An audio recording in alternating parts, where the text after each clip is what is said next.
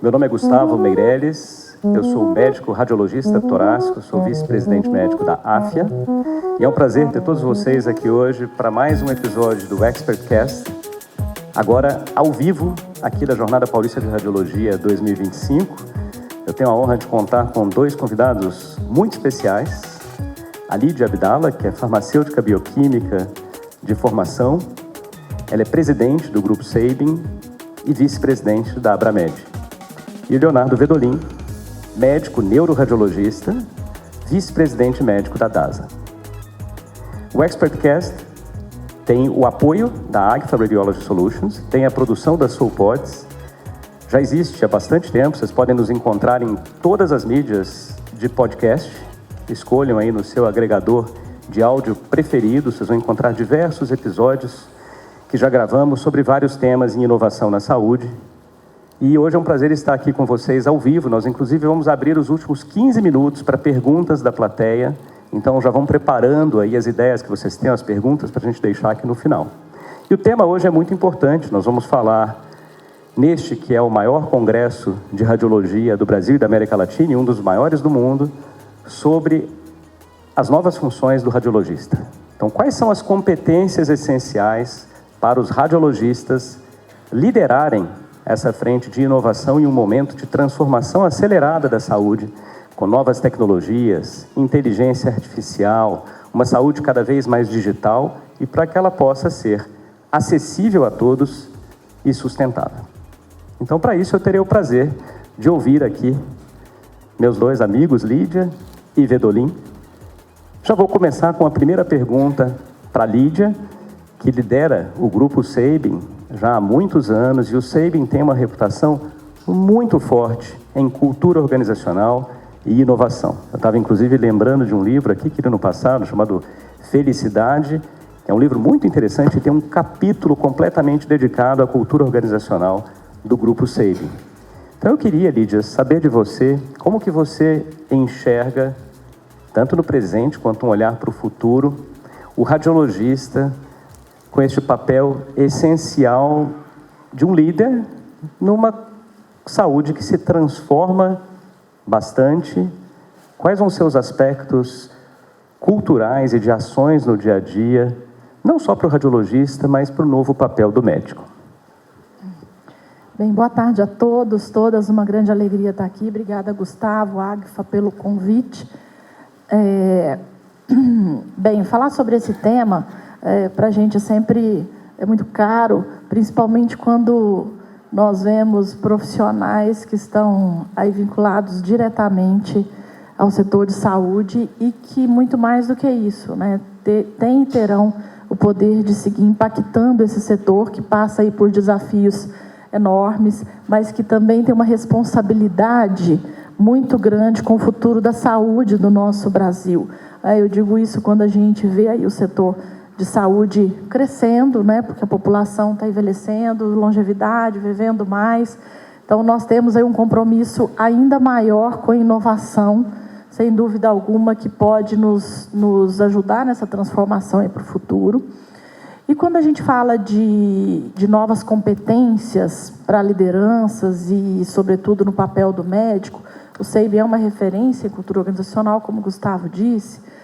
E o que nós dizemos e vivenciamos lá muito é olhar cada vez mais para o papel da humanização e de pensar que a gente fala muito do nosso foco no cliente. A gente fala isso, o Sabin é uma empresa ancorada em tecnologia e inovação, transformação digital, inúmeros projetos, mas nós falamos, a tecnologia, ela é meio e ela vai ser sempre meio.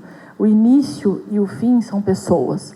Então, todos nós profissionais que estamos inseridos dentro desse ecossistema de saúde, o nosso grande foco tem que ser esse. Eu estou cuidando de pessoas, treinando pessoas, desenvolvendo pessoas.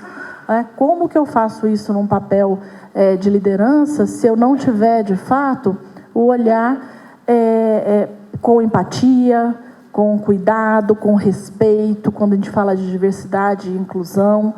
E eu sei que são muitos aspectos quando a gente fala de competências e habilidades para a liderança, e, sobretudo, no papel aqui que vocês atuam de radiologista, porque o setor de saúde e o dia a dia nos exige cada vez mais foco. Eu digo que nós somos ali sempre, né, muito cobrados no dia a dia, né, por não errar. Nós, no setor de saúde, a gente, como profissional de saúde, a gente tem esse paradigma, né? Nós não podemos errar, e eu digo, mas, por outro lado, somos humanos, né? E aí tem uma questão que eu acho que é muito forte quando a gente fala de cultura, de liderança, de cultura organizacional, que é a gente vivenciar e fazer tudo que a gente faz olhando para o nosso propósito. O nosso propósito pessoal, nós como profissionais, nós temos que ter um propósito alinhado com o propósito do serviço, da clínica, daquela empresa onde a gente está atuando. E quando a gente fala de propósito, a gente está falando de que no final do dia nós temos que ser felizes com aquilo que a gente está fazendo. Então, quando me perguntam, né, com relação ao papel do médico, sobretudo dos radiologistas, hoje o SEIB tem um grupo grande de radiologistas, somos quase ou mais que 200 no Brasil, e eu digo assim, nós queremos que todos os nossos profissionais sejam felizes, então, que vocês aqui possam desempenhar suas atividades, mas também entregando isso para o nosso cliente, para o nosso paciente. E aí tem o foco na humanização, foco na experiência do cliente, que o SEIB também é referência nisso, e eu digo, quem faz isso acontecer, do nosso paciente ter ali a melhor experiência, o melhor cuidado, é o profissional que está atendendo.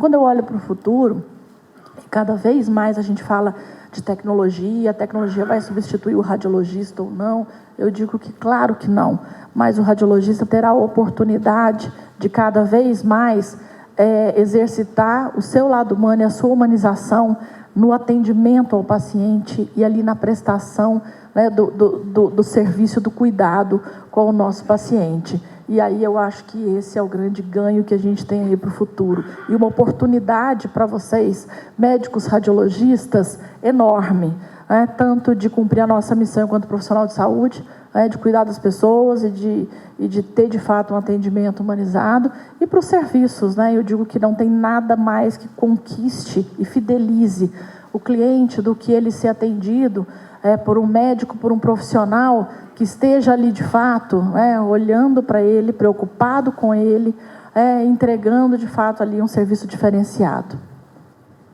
Muito bom, Lídia, obrigado. Eu até deixo a dica desse livro aqui, para quem tiver interesse no tema, é o Sérgio Chaia, a gente estava falando antes, foi CEO da Nokia no Brasil, depois se dedicou muito a estudar a felicidade no mundo corporativo, e tem um capítulo desse livro só sobre o SEIB, com diversas iniciativas louváveis, né? Então, o que a Lídia traz aqui hoje, ali no livro vocês vão encontrar muitos pontos parecidos, eu deixo aqui como uma dica de leitura. Eu vou passar para o Vedolin, que gosta bastante de leitura também, a gente troca de vez em quando algumas dicas, e o Vedolin é vice-presidente médico da DASA já há um bom tempo, e é muito visto, tanto por seus pares quanto por seus liderados, como uma pessoa que se preocupa muito com os colegas e com o ser humano. Então, esse talvez seja um dos principais traços aqui do Vedolin, e eu queria ouvi-lo a respeito dessa parte cultural, da cultura corporativa e de como olhar mais para o ser humano, e numa empresa como a DASA, que fez diversos avanços positivos nos últimos anos no caminho de inovação, uso de dados, de ferramentas como inteligência artificial. Eu vou te fazer a pergunta difícil que já me fizeram também, que foi, Gustavo, tudo bem, sempre se fala que o radiologista não vai ser substituído, que não vai ser substituído, mas e se a inteligência artificial conseguir ter todos os laudos, a gente vai fazer o que de verdade? Porque dizem que a gente não vai ser substituído, mas o que a gente vai fazer? Então, confesso que foi uma pergunta difícil na hora ali para eu falar, puxa, é verdade, né? A gente fala bastante que ele não vai ser substituído, mas eu tenho certeza que o Vedolin vai trazer ótimas ideias aqui também de qual deve ser o novo papel do radiologista. Obrigado, Gustavo. Boa tarde a todos. Prazer estar contigo aqui, Lígia. Obrigado, Água, pelo convite. Sala cheia, significa que, de fato, o tema é super relevante, eu concordo, né? Falar sobre cultura, pessoas, tecnologia e o novo papel do radiologista é um tema importante e agudo que a gente tem que debater. Minha visão sobre esse tema, dado, analytics, inteligência artificial, ele tem evoluído ao longo do tempo, né? Eu já tive visões mais simplistas em relação a essa ferramenta. Hoje, acredito que tem uma visão um pouco mais sistêmica. Eu vejo o radiologista ocupando alguns espaços nessa agenda. Tá? O primeiro deles é algo que a gente faz muito pouco nas empresas, O radiologista não é treinado para isso, que eu vou chamar aqui de letramento, né? Quer dizer, é a capacidade que vocês daqui todos terão de fazer com que essa agenda ela ande através de conhecimento para os seus pares. Então, entender as premissas, a estratégia dessa tecnologia e disseminar isso através dos seus colegas médicos que vão solicitar exame para vocês. Eu acho isso super relevante, né? As pessoas não fazem isso, a gente não faz isso, e fica esperando que a tecnologia entre e salve todos os problemas. Ela não vai salvar, porque, de fato, as pessoas ainda estão muito distantes de entender, de fato, o tamanho dessa ferramenta. Então, esse é o primeiro ponto.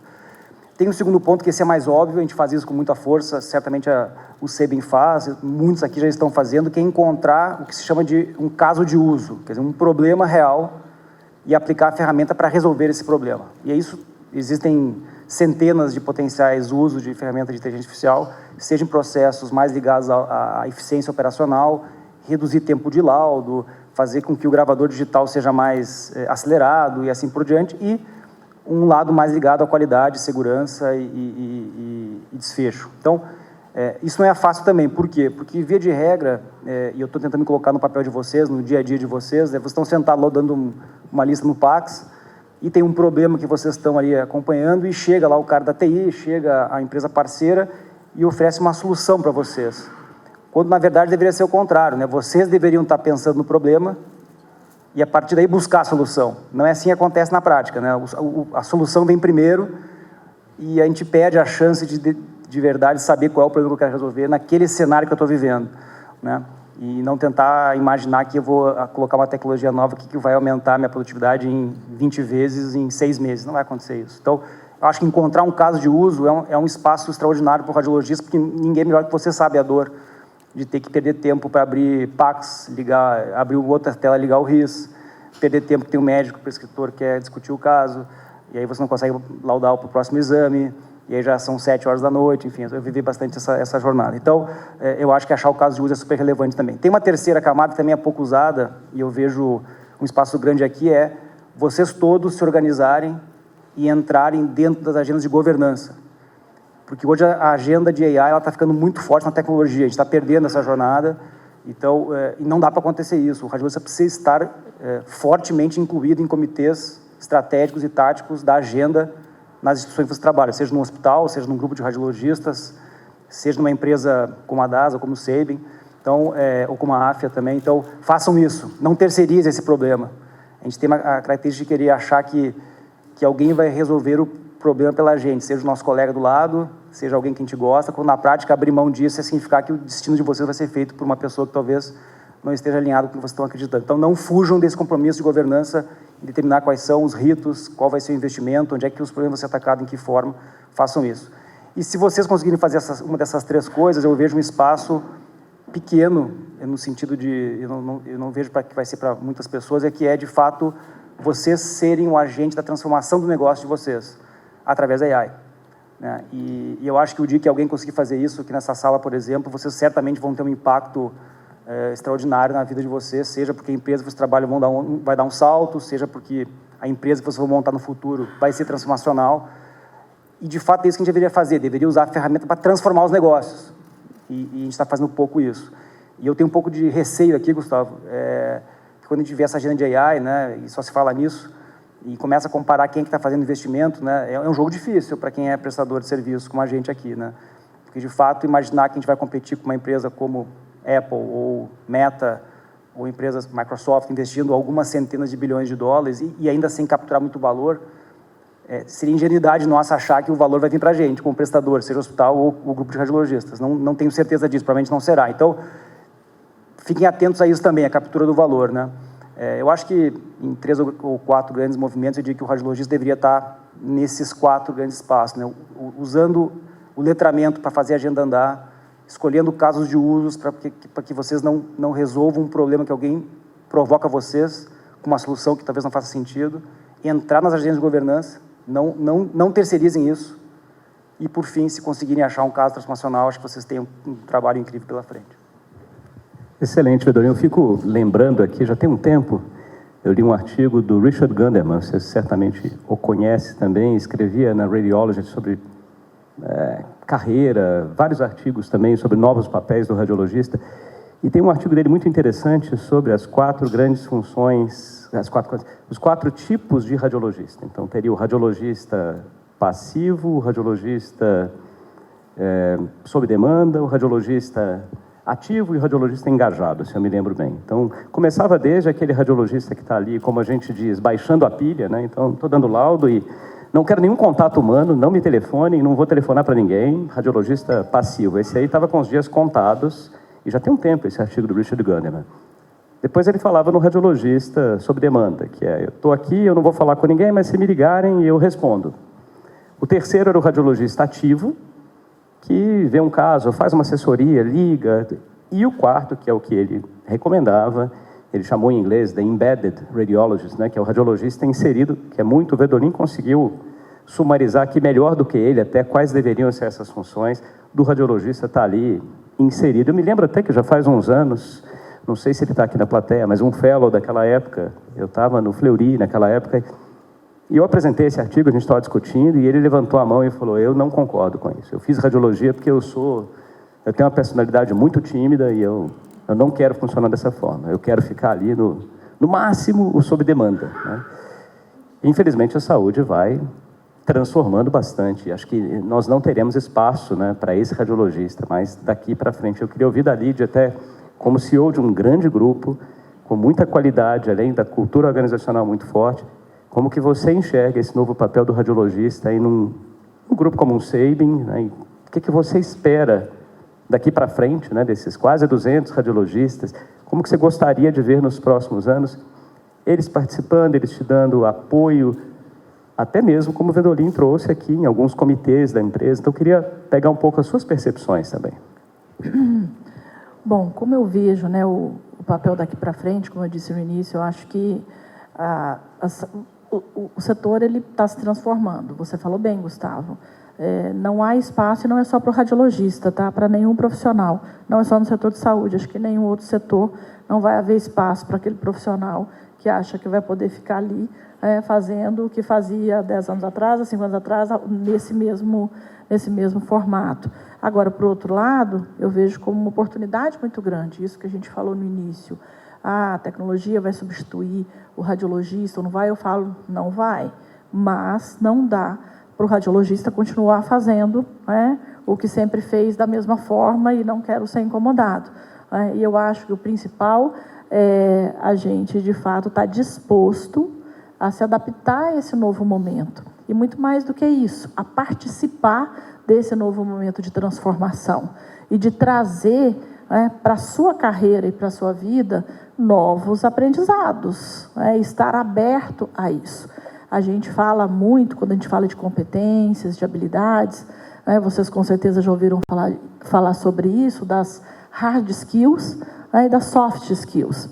As hard skills são aquelas competências técnicas, habilidade, o conhecimento teórico que vem, né, da ciência, que todos nós, né, temos aí as nossas formações. Vocês, com certeza, né, os que ainda não são, serão altamente especialistas e atuando, né, nas suas especialidades, aí nos diferentes serviços. E super importante, né, sem dúvida alguma, isso terá sempre espaço.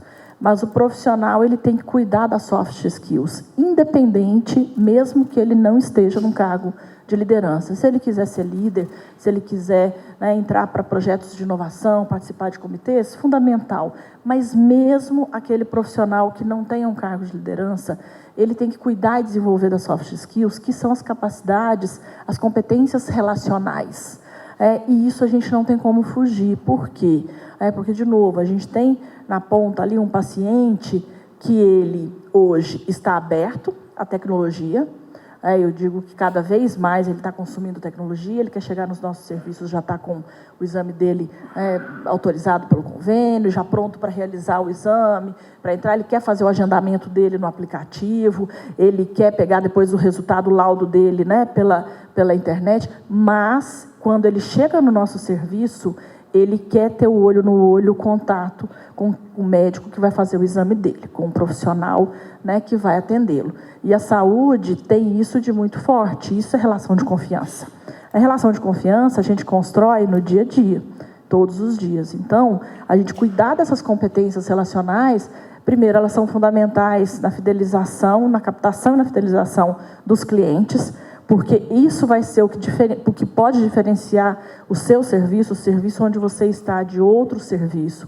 Isso é o que vai garantir com que você tenha um papel estratégico dentro da sua atuação, sendo líder ou não, como médico radiologista ali, laudando, mas se você tiver essa capacidade, isso que o Gustavo disse, de eu estou ali laudando, mas se eu vejo uma oportunidade de eu conversar com o médico assistente, de eu avisar aquele paciente, que muitas vezes é um laudo que saiu antes do prometido, isso faz a diferença na vida do paciente, isso faz a diferença na vida do médico. Você só vai perceber isso se você estiver atento a essas soft skills. E no relacionamento, com equipes, com seus pares, com seus líderes, se você olha e quer assumir cargos de liderança e participar de projetos de gestão dentro dos serviços, onde vocês estejam atuando, as soft skills são fundamentais. Por quê?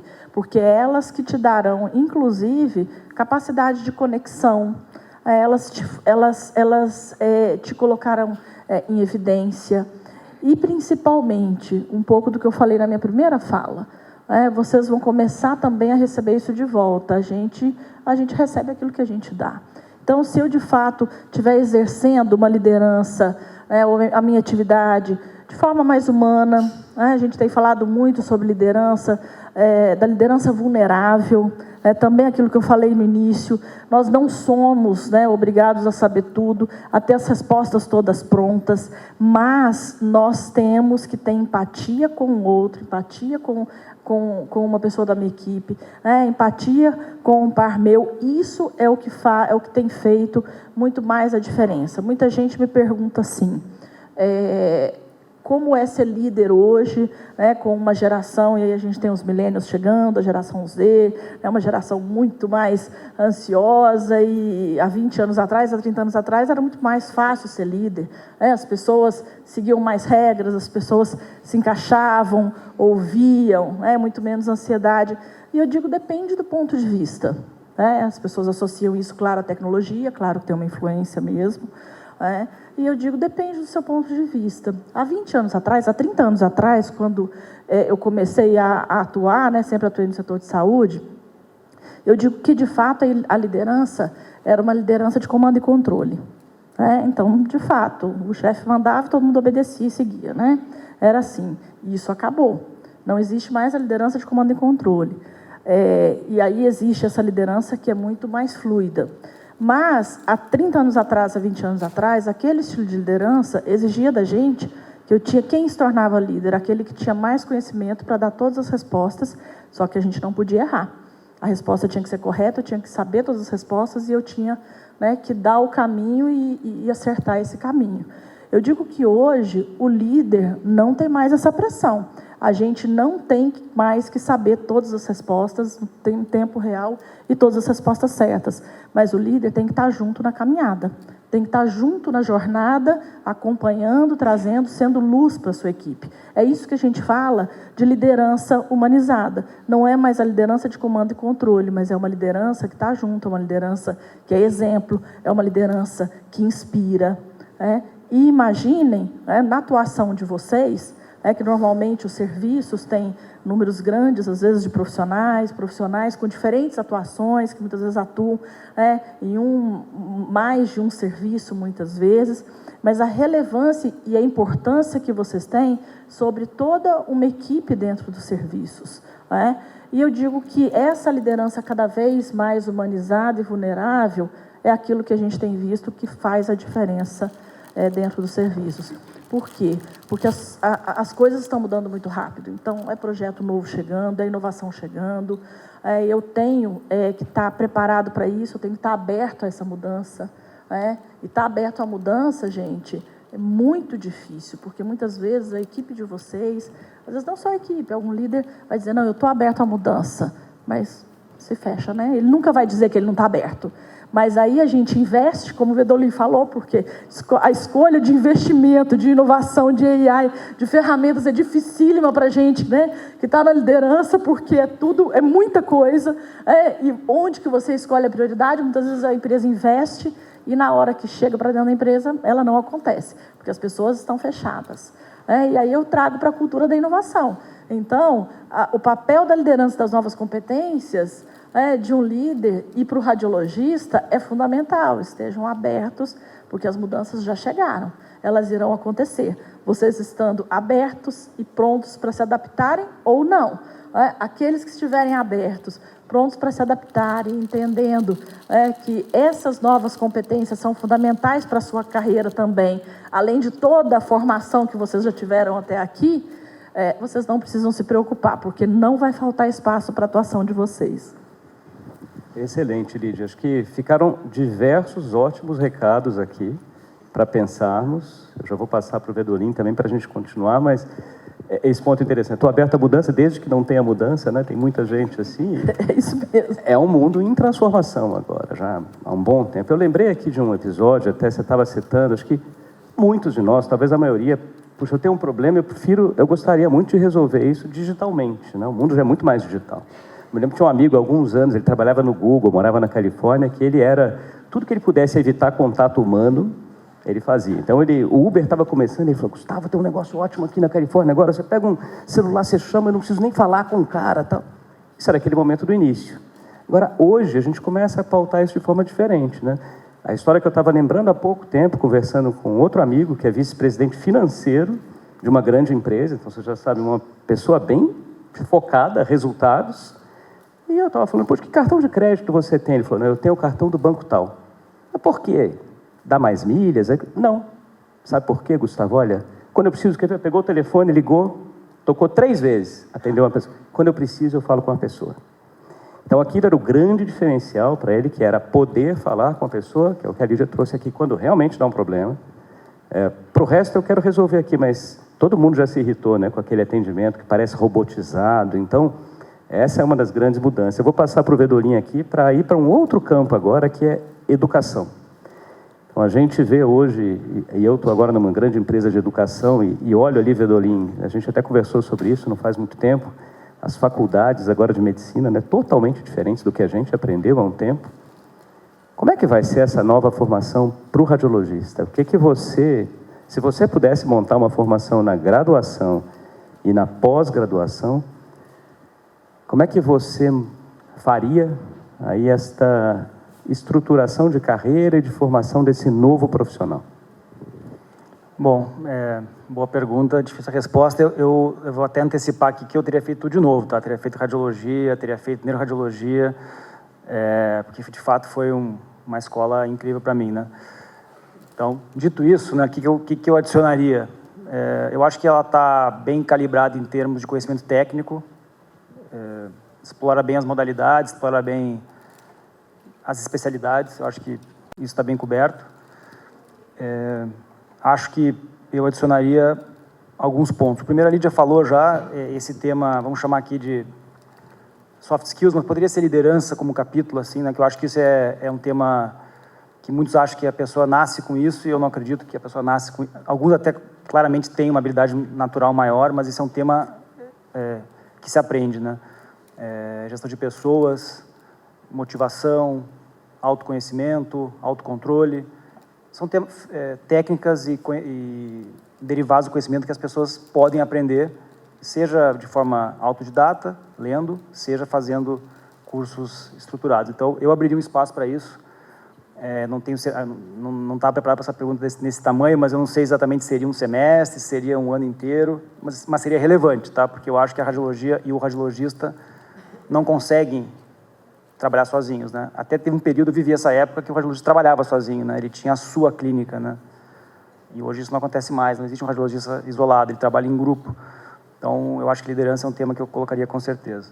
Eu colocaria um outro tema, dado a relação de radiologia com o negócio, que é esse capítulo de estratégia. Eu acho que a gente é muito frágil em visão estratégica sobre as coisas, e por ser frágil, a gente não entende o que acontece, os movimentos, e ao não entender o que acontece, a gente se frustra, e ao se frustrar, a gente reclama, e ao reclamar a gente é infeliz, né? Então eu acho que estratégia é um caminho para a felicidade, não é o único, mas ela é um caminho que ajuda a encontrar esse espaço, né? Porque pelo menos a gente entende o que está acontecendo.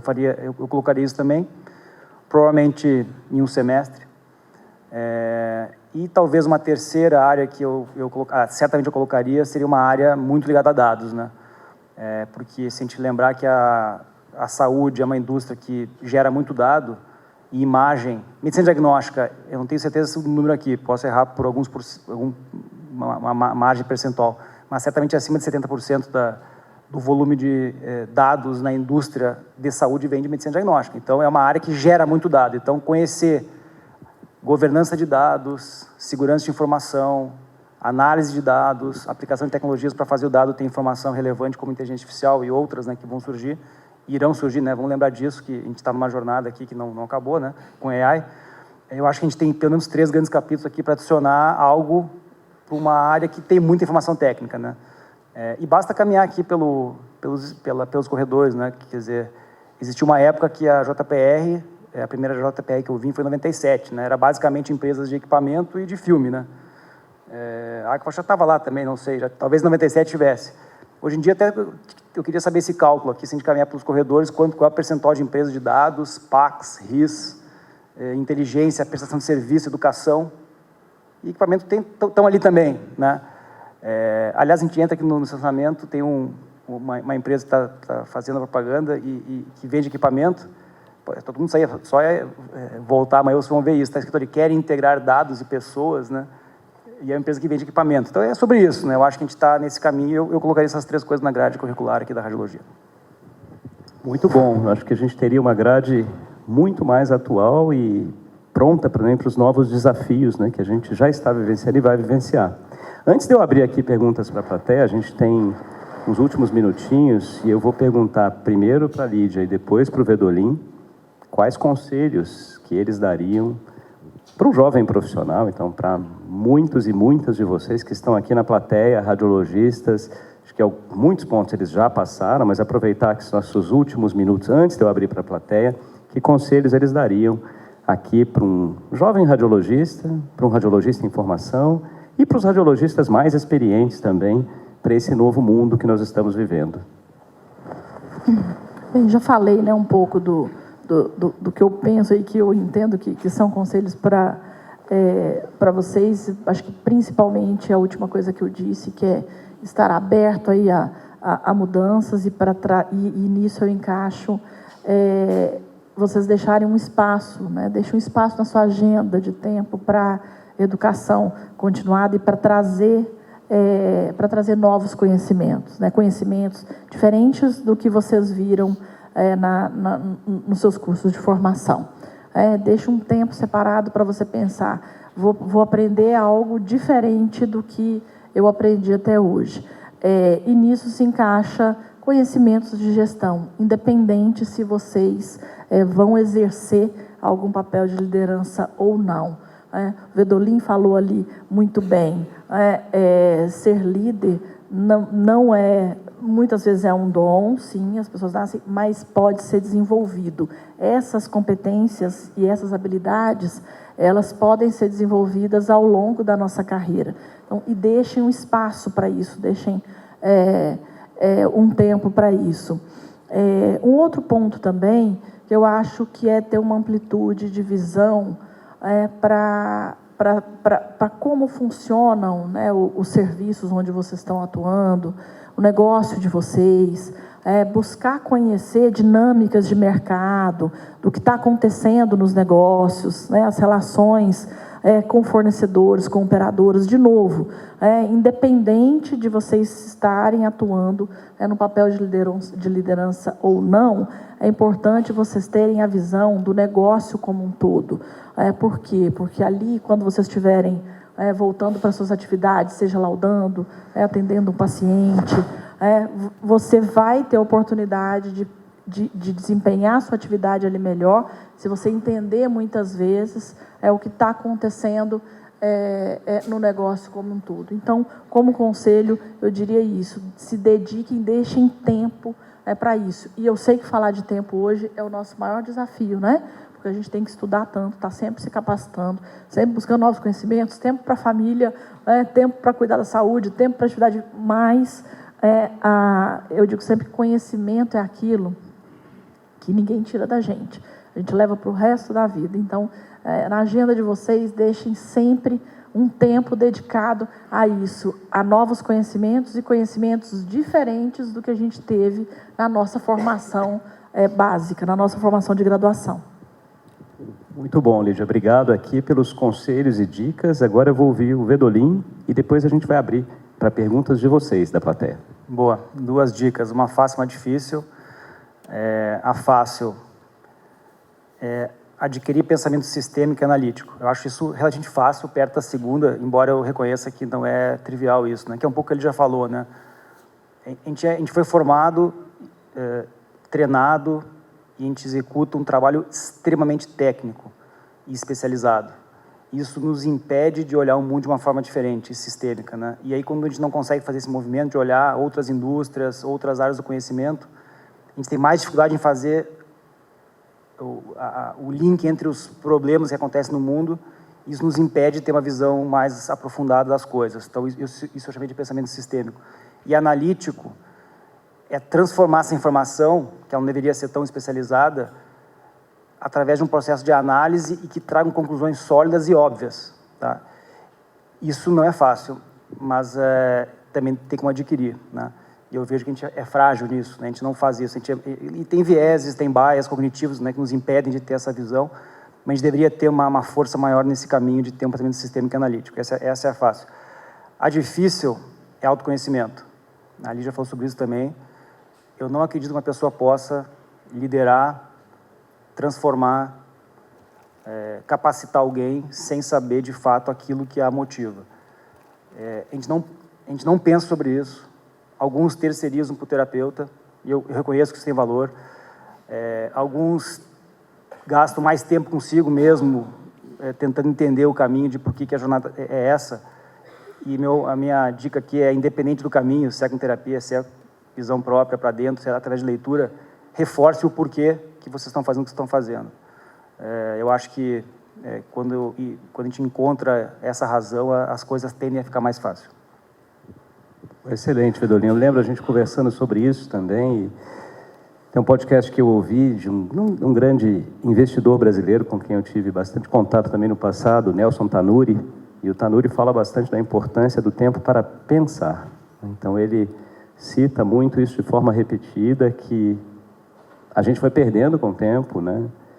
Esse momento para pensarmos, com tempo para pensar de qualidade, fazer essas reflexões que vocês dois estão trazendo. Então, o que eu penso daqui para frente, o que eu quero da minha carreira, em que eu deveria me especializar, o que eu deveria aprender mais. Então, esse tempo para pensar é muito importante. Nós vamos abrir agora para perguntas da plateia e depois, no finalzinho, nos últimos 5 minutos, o Vedolin e a Lídia vão responder a uma tradição aqui do Expertcast, que é o Papo Rápido, com dicas culturais, de leitura, quem que eles entrevistariam num podcast, o que eles fazem para cuidar da saúde e a principal inovação. Agora eu abro para a plateia, depois eu faço o fechamento. A gente vai ter aqui uns 10 minutinhos para perguntas, então eu gostaria que quem tiver pergunta levantasse a mão. Pergunta seja para o Vedolin, seja para a Lídia. A gente já tem uma pergunta aqui atrás, nós vamos levar o microfone e depois uma outra pergunta aqui. Olá, bom dia, eu sou o Gustavo, excelente apresentação. Foi muito comentado a respeito que a nossa formação é muito baseada na parte de conhecimento teórico, né? Nós somos ultra especializados, nós aprendemos muito sobre ciência, né? E foi muito comentado as diferentes vantagens de você ter outras habilidades, soft skills, uma horizontalização do conhecimento. Foi citado algumas bibliografias, artigos, algumas pessoas, mas queria saber mais vocês, na experiência de se colocando na posição de um jovem radiologista, sou R3 atualmente, que caminhos vocês seguiriam no objetivo de tentar aprender mais, conhecer sobre essas habilidades tão comentadas? Legal. Quem quer? Vedolin quer começar e depois a Lídia? Boa. Eu acho que terceiro ano de residência, né? Está terminando agora, é isso, né? Boa. Eu acho que tem que, daqui para frente, continuar a jornada de aprendizagem contínua e buscando áreas de conhecimento no qual você não está exposto hoje, né? E a gente falou algumas aqui, eu falei de 3, falei de estratégia, a Lídia falou muito sobre competências leves, né? E eu falei um pouco também sobre dados. Então, eu teria essa visão de adicionar, seja através de leitura didática, autoconhecimento, seja através de cursos especializados nisso, e essa é uma frente de atuação de diversas empresas hoje, tem muita informação, muito conteúdo, muito curso preparado para isso. Eu faria essa escolha, e eu fiz isso e posso recomendar, tá? Só que só isso não é suficiente, eu acho, né? E para isso ser relevante, eu faria uma segunda coisa, que é tomar o risco em assumir um desafio novo, que vai expor você ou vocês a essa nova tecnologia, essa nova área do conhecimento está sendo preparada. A gente vê muito isso em gestão, né? Um radiologista tradicional que nunca teve experiência em gestão, e ele vai lá e assume a posição de liderança de uma área. Ele se expõe a essa agenda. Então, acho que a mensagem aqui é a exposição quase forçada a uma nova área como instrumento de aprendizagem. Lídia. Bom, concordo totalmente com o que o Vedolin falou, Gustavo. E se eu puder acrescentar alguma coisa, há muita literatura, muita leitura disponível hoje. E aí busque revistas mesmo, e-books, né? Tem muita coisa disponível de temas diferentes. Então, você busca temas de gestão de pessoas, ciência de dados, inovação e transformação digital.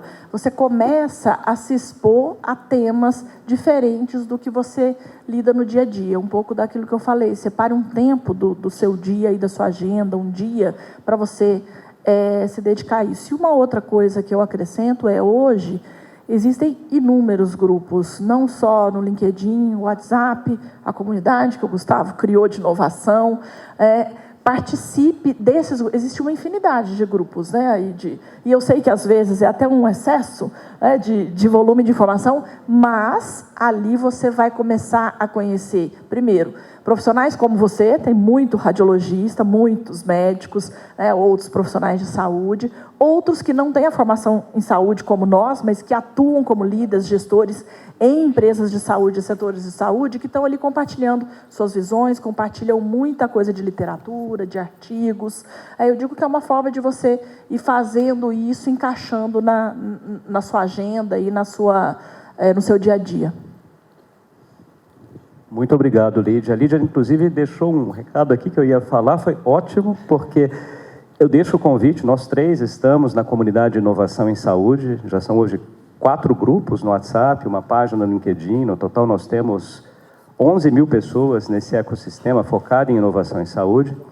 Vejo vários aqui na sala que fazem parte. E para aqueles que não fazem parte, se quiserem seguir os nossos grupos, nossa página está ficando pronta, mas por enquanto, se vocês entrarem em www.inovaçãosaude.com, tudo junto, sem acento e sem o C cedilha, né? inovaçãosaude.com, vocês vão encontrar ali os links para LinkedIn e o grupo do WhatsApp. Então, acho que é uma ótima dica aqui também para ficar antenado sobre o que está acontecendo na inovação em saúde. Nós fazemos publicações praticamente diárias no LinkedIn, por meio de um grupo de embaixadores. Estou vendo 2 aqui, o Gustavo Pedreira e a Sofia. Talvez tenhamos mais alguns na plateia, mas são pessoas que voluntariamente têm escrito ali sobre inovação na saúde e também trazem esse ponto. Então, é www.inovaçãosaude.com. Tem uma segunda pergunta aqui. Opa, boa tarde. Gustavo, sou o Manuel, que sou da AFIA também, trabalho na parte da mentoria EdTech. Sou radiologista, só que um passo à frente. Me formei e optei por não trabalhar na parte assistencial e me joguei de cabeça dentro da AFIA, trabalhando na parte de gestão dentro da mentoria residência. Trabalho com time comercial, marketing, produto, tecnologia, conteúdo. É interessante, está sendo uma transição diferente, um caminho que é difícil encontrar uma pessoa que tenha seguido esse caminho. E esse é o questionamento. Nesse ponto que eu já fiz esses cursos do G4, curso de Harvard, que ambientes, que comunidades eu poderia me inserir ou pessoas para me conectar, para eu poder entender qual caminho seguir a partir de agora? Ótimo. Eu vou até tomar a liberdade de fazer uma resposta bem rápida e vou passar para a Lídia e para o Vedolin, mais um integrante aqui da comunidade de inovação e saúde, né, o Manuel. Eu acho que a pergunta é muito interessante porque vai bem na linha do que a Lídia e o Vedolin passaram, e como eu vejo também, né, concordo plenamente com os dois, as interações humanas, né? Então, houve esse conceito de comunidade, até mesmo durante a Covid, nós tínhamos uma comunidade de radiologia contra a Covid, e agora, felizmente, a comunidade de inovação em saúde cresceu bastante, e eu recebo vários feedbacks bem frequentes de alguém falando, puxa, Gustavo, que legal, estou lá na comunidade e eu consegui falar com fulano de tal, fulana de tal, conheci outro, aquilo. Então, acho que fazer isso que nós, seres humanos, fazemos muito bem, né? Que é trabalharmos em grupos, em comunidades, porque acaba sendo um apoio, como a Lídia disse aqui, olha, vai ali, procura isso para estudar, para fazer, reserva um tempo e converse com seus pares, né? Não adianta a gente tentar fazer tudo sozinho. Então, eu vou ter várias dúvidas que eu posso ligar para o Vedolin e falar, Vedolin, ó, me ajuda aqui, a Lídia certamente faz isso, como CEO de uma grande empresa, tem ali um grupo de contatos, então, vou passar para os dois também responderem, mas fazer isso que o ser humano deveria fazer cada vez mais, atuar em grupos e comunidades. Bom, se eu puder complementar, se eu entendi bem aí qual a sua, qual que é a sua pergunta, né, a sua motivação, vou colar uma resposta, uma coisa que o Vedolin disse, que eu falo muito, que é fundamental também na carreira nossa pessoal profissional, que é o autoconhecimento. O autoconhecimento, ele é fundamental, o Vedolin falou muito bem, e muitas vezes a gente fica procurando a resposta nos outros. É importante a gente ter referências, né? Isso que a gente falou aqui, mas a gente tem que buscar, né, dentro de nós, e autoconhecimento é fundamental para isso, quais são as alavancas que nos motivam? O que é aquilo que me deixa motivado, que me leva para frente, que eu gosto de fazer? Isso está vinculado diretamente, está conectado diretamente com o propósito, porque no final do dia eu vou ser mais feliz fazendo se eu me conhecer e saber qual caminho eu quero seguir. E essa resposta, muitas vezes, você não vai encontrar fora no outro, mas em você mesmo. Então, também fazer essas reflexões de o que eu fiz até agora, o que eu gosto, o que eu acho que eu posso aprender de diferente, buscar, mas principalmente trabalhar isso, o autoconhecimento, o que é aquilo que me faz bem, que me realiza e seguir em frente nesse caminho.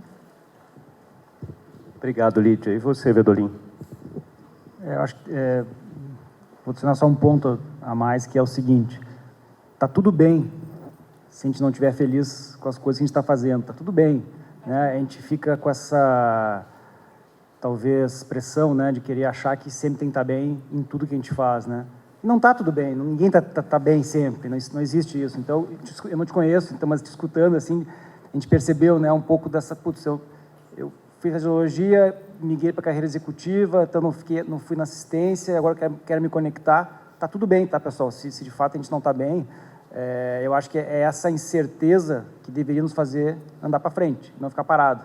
Então, vamos celebrar um pouquinho da dúvida como forma de fazer a nossa jornada aqui nesse lugar do mundo andar. Eu acho que é um pouco sobre isso, a gente fica se pressionando demais. Eu sinto isso porque eu converso com muita gente, né? Então, essa história é recorrente, eu comecei a me dar conta de que quando eu aceitei que está tudo bem, foi mais fácil. Inclusive, eu dormi, tá? Bem mais tranquilo. Eu li um outro livro agora recente, eu falei do Felicidade, do Sérgio Chá, eu li um outro, agora de um pensador americano, que se chama A História da Felicidade. Ele vai contando desde, para quem leu Sapiens, né, ele falava lá dos caçadores-coletores, e nesse livro A História da Felicidade, ele começa nos caçadores-coletores, não existia esse conceito de felicidade. Isso é algo mais da Idade Moderna. Não existia uma preocupação do ser humano de ser feliz ou não. A preocupação maior ali era sobreviver, estar vivo. Aí depois vai para a agricultura, também não existia isso. Aí depois, mais à frente, que começa a surgir esse negócio de, não, é importante ser feliz e tal. Não, se você não está feliz, tá? Isso que o Vedolin disse agora. Então, é um conceito novo. Tá? Antigamente, na história da humanidade, ele nem existia. A gente vai fechar aqui nos últimos minutinhos com um papo rápido, que eu acho bem bacana, para a gente se conhecer mais. Eu vou perguntar para a Lídia e para o Vedolin, que são perguntas e respostas diretas. A primeira é uma dica cultural. Para a Lídia, primeiro aqui, pode ser um filme, uma série, um livro, uma viagem. Uma série, O Império da Dor, que acho que conecta aí, é uma crítica à indústria farmacêutica, ao setor de saúde, mas que nós, principalmente como profissionais de saúde, temos que que assistir, refletir, pensar, porque fala da nossa responsabilidade, ética, integridade e cuidado. Muito bom, Lídia. Obrigado. Vou passar para o Vedolin agora. Bom, o livro que eu estou lendo agora, chamado O Ciclo Corporativo das Empresas, da Modaran, é um livro que tem uma pegada interessante porque ele faz uma analogia entre as empresas e um ser humano, né, que nascem, se desenvolvem, atingem a maturidade e declinam e morrem. E o papel do líder em saber exatamente o momento da empresa para conseguir performar. Então, é um livro que está me deixando muito feliz em estar lendo ele. Agora eu vou voltar com a Lídia. Se você fosse entrevistar alguém para um podcast, quem que você convidaria? Doutora Ana Escobar, médica pediatra, sei que muitos de vocês devem conhecer, da USP, e que tem feito um trabalho fantástico, tem muitos livros publicados, fala sobre saúde infantil de forma científica, mas de forma didática, para pais, para nós que somos profissionais e que hoje eu tenho uma preocupação muito grande com a infância, né, com o que a gente está vendo acontecer no mundo das nossas crianças e adolescentes. Ela é fantástica, Gustavo, você vai adorar. Eu conheço bem a Ana. Parece que a gente combinou, tá? A gente não combinou. A Ana foi entrevistada pelo Expertcast, junto com a Marina Elô, que é deputada estadual aqui por São Paulo, e nós falamos sobre as telas. Então, o nome, inclusive, foi uma sugestão do José Venson, que é outro embaixador da Comunidade de Inovação em Saúde, conectados às telas e desconectados de nós mesmos. Nós fizemos 2 episódios com a Ana e com a Marina Elô. A Marina, inclusive, teve o projeto de lei aqui em São Paulo, o projeto dela foi aprovado e fez o banimento dos celulares na sala de aula. Tinha começado na cidade do Rio de Janeiro, com o Renan Ferreirinha, a Marina conseguiu fazer em São Paulo e depois o presidente Lula acabou fazendo isso Brasil afora, né? Então, recomendo, esses episódios estão super legais, com as duas falando sobre o efeito das telas nas crianças e adolescentes, né? Então, ótima dica. Você, Vedolin. Vou buscar alguém de fora do país, que é o Nassim Taleb. Provavelmente seria massacrado por ele ao entrevistá-lo, mas é um cara que tem uma visão contrária das coisas, né? Eu acho que isso é uma sacada que eu gosto de ter, assim, de sempre escutar alguém que está olhando de uma forma reversa aquilo que está parecendo óbvio, né? Então, seria uma entrevista, eu imagino, incrível, para mim, não para ele, obviamente. Seria imperdível, o Antifrágil, o Cisne Negro. Vamos voltar agora com a Lídia sobre o que você faz para cuidar da própria saúde. Bom, eu tenho um programa de respiração, de pausas para respiração.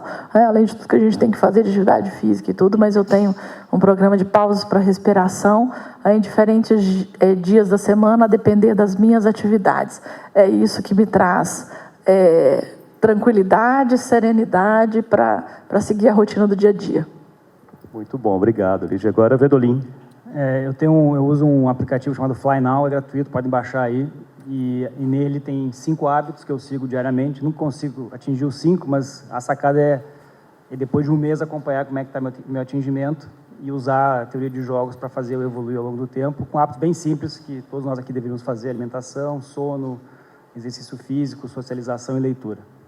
Muito bom, a gente vai deixar depois na sinopse também do podcast essas dicas. E para a gente fechar, última pergunta, Lídia, qual que é a sua inovação preferida? Ele disse que não precisava ser de saúde, a minha inovação preferida é o Spotify. Eu adoro música, então, para mim, ninguém nunca inventou nada tão bom quanto o Spotify. A gente consegue ouvir música aqui, se eu quiser agora, de 50 anos atrás, de 40, de 30, a música que foi lançada ontem, para mim, é fantástico. Excelente, é uma transformação mesmo. Vedolin? E o Daniel Ek está entrando na saúde, né? Que era o cara que fundou o Spotify, está entrando competindo no nosso mercado aqui, né? Tem que ficar ligado com ele. Para mim, seria a prensa móvel, que basicamente foi a forma como o livro foi impresso e, através do livro, o conhecimento disseminado no mundo inteiro. Então, para mim, acho que essa é a maior invenção. Fantástico. Olha, eu queria, mais uma vez, agradecer o apoio da Agfa Radiology Solutions, agradecer aqui a presença da Lídia Abdala, Leonardo Vedolin, conversa de primeira, e tenho certeza que quem esteve aqui aproveitou bastante, e quem está nos ouvindo também no Expertcast irá aproveitar os conhecimentos aqui dessa dupla, dessas duas feras. Muito obrigado também à presença de todos vocês ao vivo aqui da JPR 2025.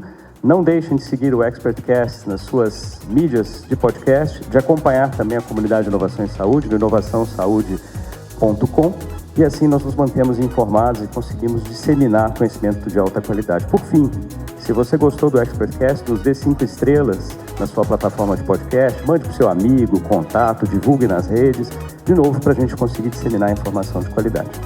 Muito obrigado e até a próxima.